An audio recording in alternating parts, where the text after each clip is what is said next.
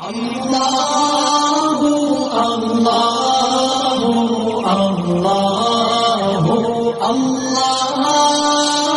there. Subscribe to my channel. And also press this bell icon. دنیا کے اندر کن مقامات پر جنات رہیں گے، ان کے لیے کون سے ٹھکانے موجود ہیں؟ تو روایات سے بات پتہ چلتی ہے، ایک واقعے میں آتا ہے کہ نبی کریم صلی اللہ علیہ وسلم صحابہ کرام کے ساتھ سفر پر موجود تھے۔ آپ کو قضائے حاجت کی ضرورت محسوس ہوئی تو نبی کریم صلی اللہ علیہ وسلم دور کسی مقام پر دور تشریف لے گئے۔ صحابہ کرام ایک جگہ پر کھڑے انتظار فرما رہے ہیں کہ نبی کریم صلی اللہ علیہ وسلم قضائے حاجت سے فارغ ہو کر واپس آئیں گے اور پھر ہم اپنے سفر کو آگے بڑھائیں گے۔ تو عموماً نبی کریم صلی اللہ علیہ وسلم کا یہ معمول تھا کہ جب بھی قضائے حاجت کی ضرورت محسوس ہوتی تو انتہائی دور تک جاتے اور دور میں کسی خفیہ مقام پر بیٹھ کر پھر قضائے حاجت فرماتے۔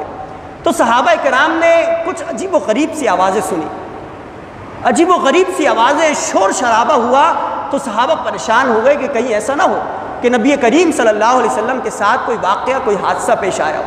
لیکن کسی صحابی کے اندر یہ ہمت نہ ہوئی کہ آگے جائے اور دیکھے کہ نبی کریم صلی اللہ علیہ وسلم کے ساتھ کیا واقعہ پیش آیا کہ نبی کریم صلی اللہ علیہ وسلم کسی بھی کیفیت میں اس وقت موجود ہو سکتے تھے۔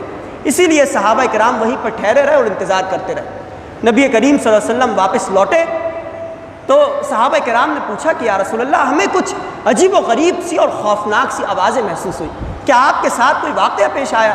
تو نبی کریم صلی اللہ علیہ وسلم نے فرمایا کہ واقعہ یہ پیش آیا کہ کچھ شیاطین اور کچھ جنات میرے پاس آئے، اور وہ جنات ایسے تھے کہ جن میں مسلمان جنات بھی تھے اور کافر اور سرکش جنات بھی تھے، اور وہ آپس میں لڑ رہے تھے۔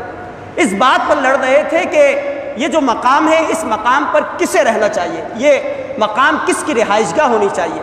تو میں نے ان کے درمیان یہ فیصلہ کیا کہ یہ جو دنیا کے اندر اونچے مقامات ہیں، مثلاً پہاڑ ہیں اور پہاڑ کے جو اونچے مقامات ہیں، ٹیلے ہیں، ان اونچے مقامات پر مسلمان جنات کے لیے میں نے منتخب کیا کہ مسلمان جنات ان اونچے مقامات پر رہیں گے، اور یہ جو وادیاں ہوتی ہیں، سنسان راستے ہوتے ہیں، سناٹے والے مقامات ہوتے ہیں، ان مقامات پر میں نے سرکش قسم کے جنات کے لیے ان مقامات کو منتخب کیا کہ ایسے مقامات پر سرکش قسم کے جنات رہیں گے۔ تو جنات نے میرے فیصلوں کو قبول کیا۔ تو اس سے بات پتہ چلتی ہے کہ جنات کے لیے جو ٹھکانہ اللہ رب العالمین نے نبی کریم صلی اللہ علیہ وسلم نے منتخب کیا وہ یہ کہ جو نیک جنات ہیں، جو مسلمان جنات ہیں، وہ اونچے مقامات پر رہتے ہیں، اور جو سرکش جنات ہیں وہ وادیوں کے اندر اور سنسان راستوں میں اور سناٹے والے مقامات پر رہتے ہیں۔ اسی طرح دوسرا مقام وہ قضائے حاجت کا مقام ہے، یعنی بیت الخلا۔ یہ بیت الخلا بھی جنات کے مقامات ہیں اور ان کے یہ ٹھکانے ہیں۔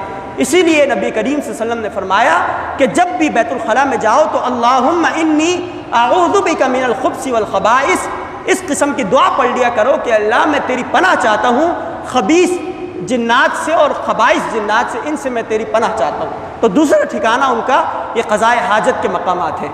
تیسرا ٹھکانہ، ایک روایت میں نبی کریم صلی اللہ علیہ وسلم نے فرمایا کہ وہ گھر کہ جب بندہ جس گھر سے نکلے اور اس گھر کے اندر بسم اللہ پڑھ کر تالا نہ لگائے تو ایسے مقام پر جنات آ کر بسیرا کرتے اور ٹھہر جاتے ہیں۔